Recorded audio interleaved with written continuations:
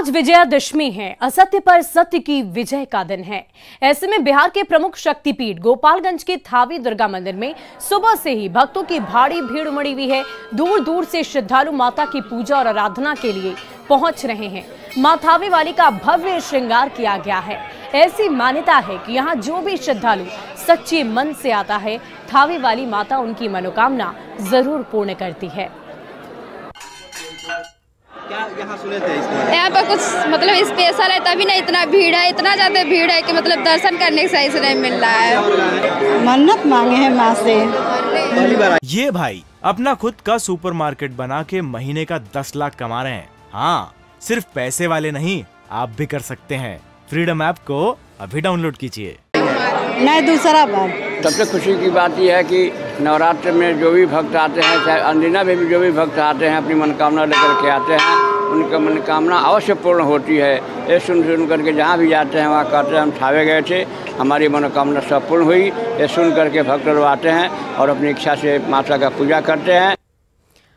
और पिछले 9 दिनों के दौरान पूरे विधि विधान के साथ मां दुर्गा की पूजा आराधना की गई और आज मां को नम आंखों के साथ विदा किया जाएगा। हालांकि इससे पहले मां की पूजा अर्चना की जा रही है। बंगाली समाज से आने वाली महिलाएं बेलपत्र के पत्र पर मां सहाय हो उल्लेखित कर मां दुर्गा की पूजा करती है। महिलाओं से बातचीत की संवाददाता अमित कुमार ने।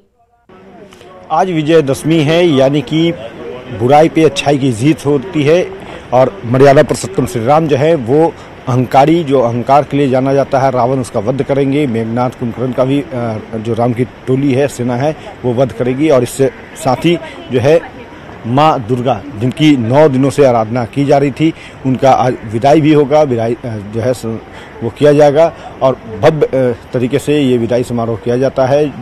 खासतौर पे अगर हम बात करें तो जो महिलाएं हैं वो माँ दुर्गा के आंचल में खोचार भरती हैं और साथ ही साथ जो है उन्हें बेलपत्र भी अर्पित करती हैं। तो ये बंगाली परंपरा के तहत ये किया जाता है। तो देखिए यहाँ पे ये महिलाएं जो हैं वो बेलपत्र पे कुछ उल्लेखित कर रही हैं। तो इन्हीं महिलाओं से हम जानते हैं कि ये आखिर लिख क्या रही हैं, ये क्या है। ये बताइए कि आप लोग ये बेलपत्र पे क्या उल्लेखित कर रही हैं? श्री श्री दुर्गा सहाय।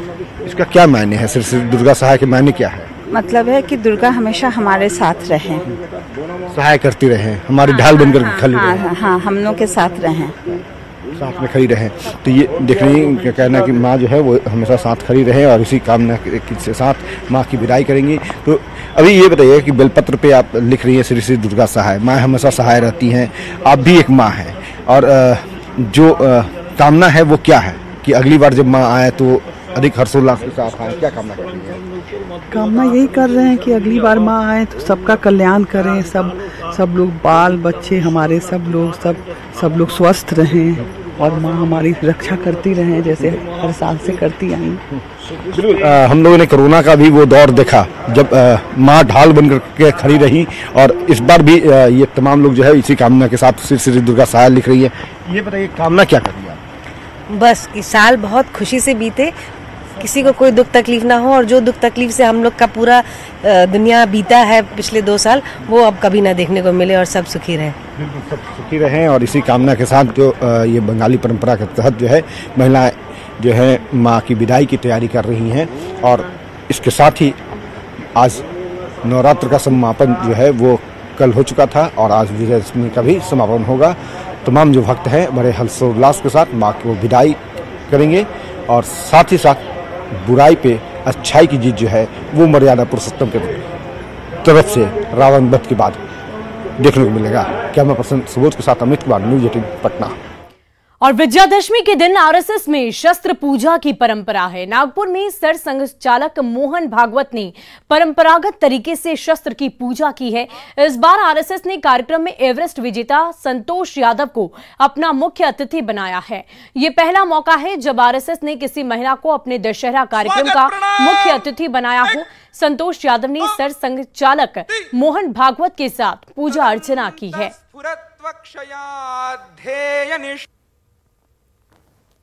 और इस वक्त आपको हम सीधे नागपुर लिए चलते हैं, जहां पर इस वक्त मोहन भागवत सभी को संबोधित कर रहे हैं। इन सब में समान प्रकार की होनी चाहिए। ऐसा होने से हमारा पथ स्पष्ट होता है। क्योंकि ये प्रगति का पथ सीधा तो नहीं होता है, कोई भी पथ सीधा नहीं होता है, क्योंकि उसको परिस्थिति से जाना पड़ता है और परिस्थिति जैसी है वैसा ही जाना पड़ता है। यहां से मैं निकलूंगा उत्तर दिशा में जाने के लिए, डॉक्टर हेडगेवार भवन कार्यक्रम के बाद मुझे जाना है, लेकिन मुझे जाना पड़ेगा पहले दक्षिण में, बाद में मैं पश्चिम की ओर मुड़ूंगा और फिर उत्तर की ओर जाऊंगा, क्योंकि रास्ता वैसा है। तो ये लचीलापन तो रखना पड़ता है। मुझे उत्तर में जाना है, बीच में पहाड़ हो, खाई हो, कुछ भी हो, मैं दिशा नहीं बदलूंगा। ऐसा करेंगे तो संकट में पड़ जाएंगे, कदाचित पहुंच नहीं सकेंगे। तो रास्ता निकालने वालों को लचीलापन धारण करना पड़ता है, लेकिन लचीलेपन की मर्यादा भी ध्यान में तब आती है जब अपने स्व की, अपने आत्मा की ये जानकारी, ये कल्पना अपनी स्पष्ट हो और सबकी समान हो। क्योंकि सबकी समान कल्पना ऐसी होने के बाद एक विश्वास रहता है, उस विश्वास के कारण आपसी समझदारी बनती है, लचीलेपन के कारण अविश्वास नहीं आता है। तो परस्पर समझदारी, विश्वास का भी वातावरण बनता है।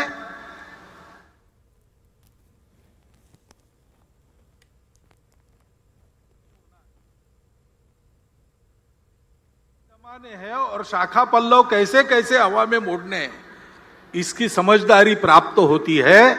तो उसके कारण संपूर्ण समाज में एक सहचित्तता का वातावरण बनता है और उस सहचित्तता के कारण प्रगति होती है। प्रत्येक व्यक्ति के और सामूहिक रूप से हमारे समाज के राष्ट्रीय चरित्र का यह महत्व का घटक है, सहचित्तता। इसलिए हमारे संगठन मंत्र में उसको स्थान है। समानो मंत्र समिति समानी, समानम मनः सहचित्तमेशाम, समानम मंत्र अभिमंत्रमेवा। सब समान कहा है, चित्त अलग अलग हो सकता है, इसलिए वहां साथ मिलकर चलने का निश्चय यानी सहचित्तता, इसको बताया है। उस सहचित्तता के वातावरण में सबको साथ लेकर हमको चलना है। और जैसा मैंने कहा, चलना है तो चलते समय कठिनाई आती है, बाधाएं आती है। दो प्रकार की बातों से साधारणतः सावधान रहना पड़ता है। पहली बाधा तो हम खुद रहते हैं, गतानुगतिकता स्वभाव की वो बाधा उत्पन्न करती है, रूढ़ि प्रियता के कारण वो बाधा आती है। समय बदलता है, समय के साथ बहुत कुछ बदलता है, समय के साथ मनुष्य का ज्ञान भी बढ़ता है और अज्ञान के कारण कुछ बातों की समझ जो थी वो समाप्त होती है, उसके जगह दूसरी नई समझ आती है, उसके अनुसार चलना पड़ता है।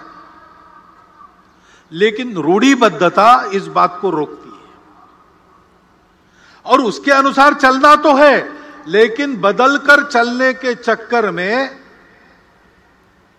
बहुत कुछ पहले अनुभव से जो चलते आ रहा है उसमें जो शाश्वत होता है, जैसे हमारी अतिथि महोदया ने बार बार सनातन संस्कृति का उल्लेख किया, वो जो सनातन शाश्वत संस्कृति के मूल्य है उनको छोड़ने से काम नहीं चलता। उसी बुनियाद पर नया युगानुकूल, देशानुकूल प्रतिमानक कौन सा होगा, ऐसा विचार करके चलना पड़ता है।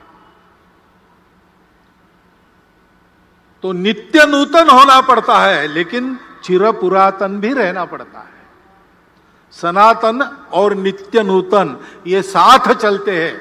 बिना सनातन के नित्य नूतनता भटका देती है, कटी पतंग हो जाती है। और बिना नूतनता के, वो अंग्रेजी कविता प्रसिद्ध है,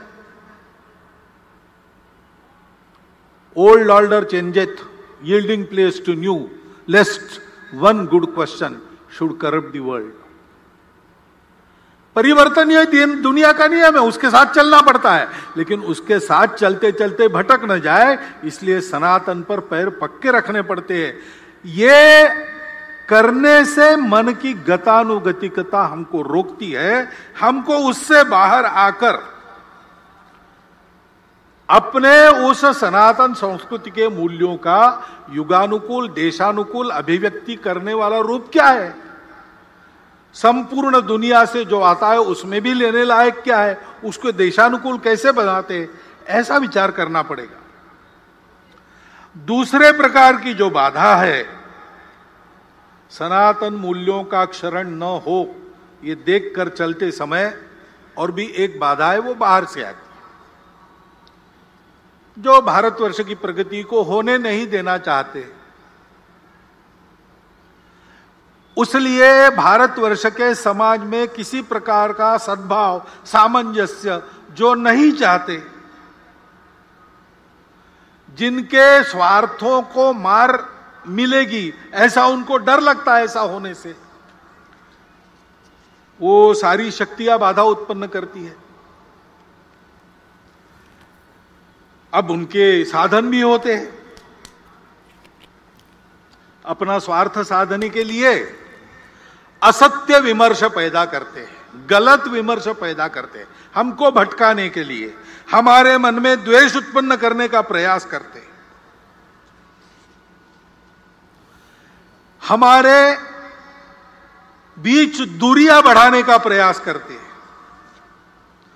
ऐसे सतत उनके प्रयास चलते हैं जिससे इस देश में एक आतंक का वातावरण हो, कलह बढ़े, देश में एक प्रकार से अराजकता हो जाए, नियम कानून के प्रति सम्मान न रहे, किसी को और कोई बंधन न रहे, डर न रहे, अनुशासन न रहे। इस प्रकार की कार्रवाइयां उनकी चलती रही है, वर्णन करने का जरूरत नहीं, हम सबको पता है, हम सब उसको अनुभव कर रहे हैं। और हम उनको पैठ दे इसलिए वो हमसे नजदीकी जताते हैं, जाति के नाम पर, पंथ संप्रदाय के नाम पर, अपने निहित स्वार्थों के नाम पर भी हमारे हमदर्द बनकर आते हैं।